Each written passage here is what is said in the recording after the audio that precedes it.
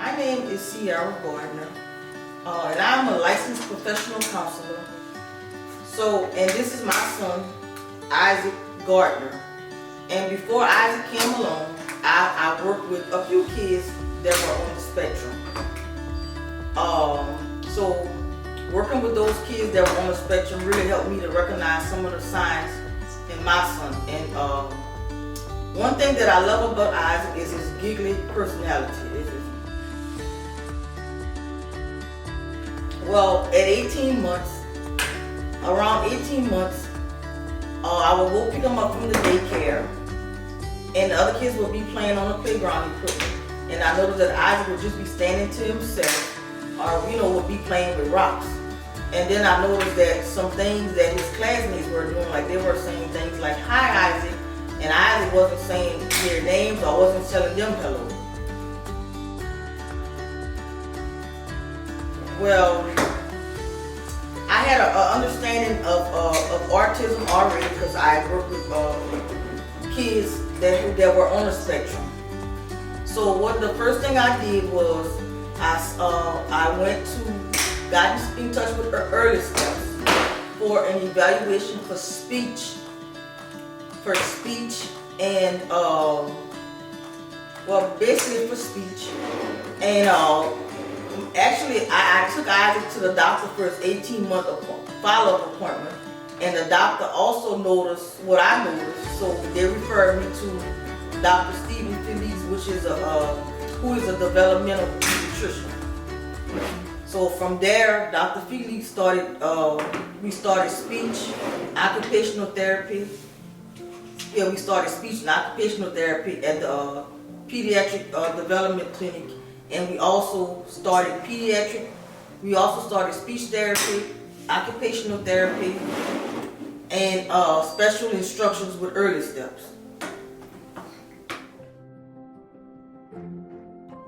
Well, I was a little bothered by it, but I knew that once that I would get my child the help that I needed, the help that he needed, and I would get access to more resources to help him, I knew that he would be okay.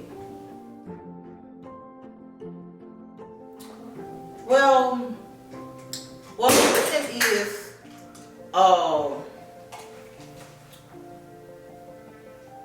the good thing is I'm familiar with autism, so I'm still learning how to deal with him. But since I've learned, since he has autism, and I've learned a lot about autism, and it allows me to help others, especially at my job. A lot of people at the agency that I work for, a lot of people bring their kids in at 3 and 4, 5 years old, and the kids having speech problems.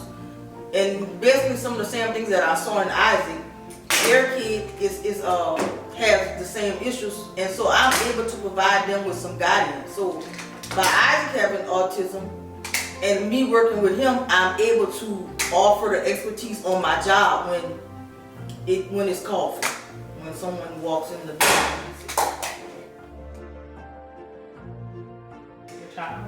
Yeah, some of my family were worried about Isaac being labeled because he have a diagnosis. Well, I wasn't worried about him being labeled. I was worried more about him not being able to fit in society if he didn't get the proper treatment. But my family, I have some family that works well with Isaac, and then I have some that, that think he's just too bad and think that all he needs is a good whipping, which is not the case.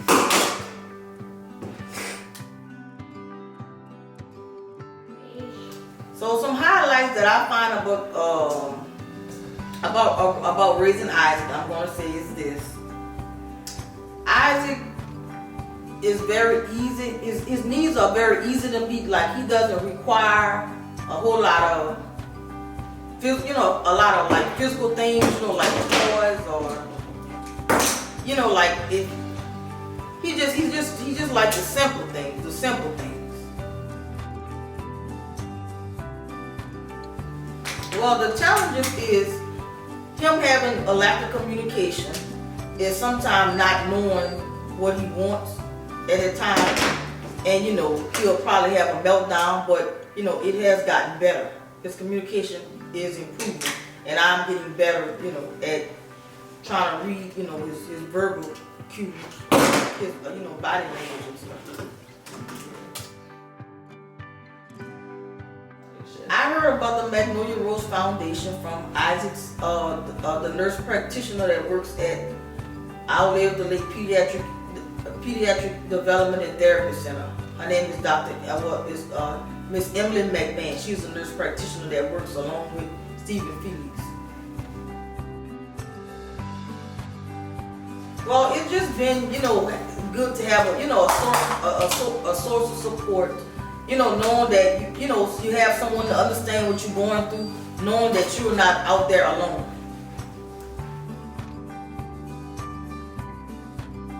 A normal day for us would be, once I get Isaac up and get him dressed for school. So, when we're leaving out the door, Isaac has rituals that he has to do.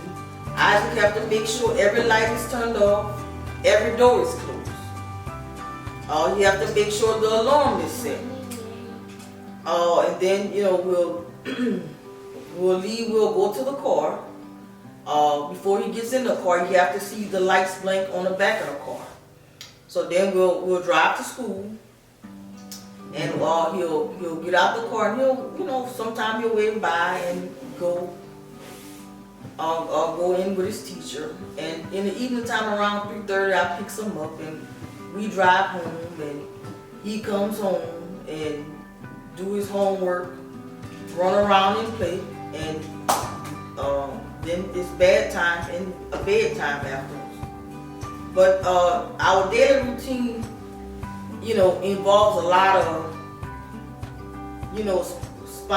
of spontaneous play. A lot of him running around, jumping up and down. There's a lot of busyness in his house.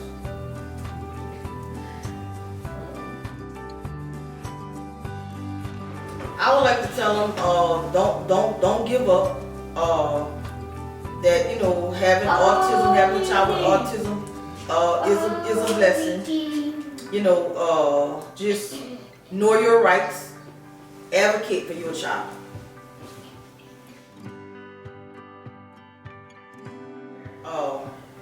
When your kid is school age, make sure that when your child is at school, make sure that your child is getting the proper services. Make sure you read the IEP. If it's something in the IEP that you don't agree to, make sure you voice your opinion. Don't be afraid to voice your concerns in those IEP meetings.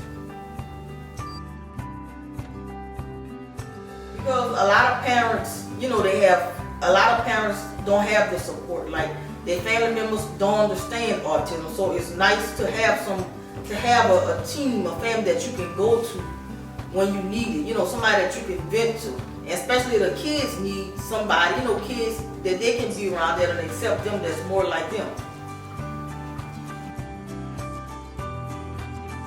People that Magnolia Rose is a good cause to donate to. The kids that has autism and the parents of the kids really need your support. The play dates that Magnolia Rose sponsors are necessary so the kids can learn how to behave in public, and the parents need support. They need to vent to someone that understands what they're going through.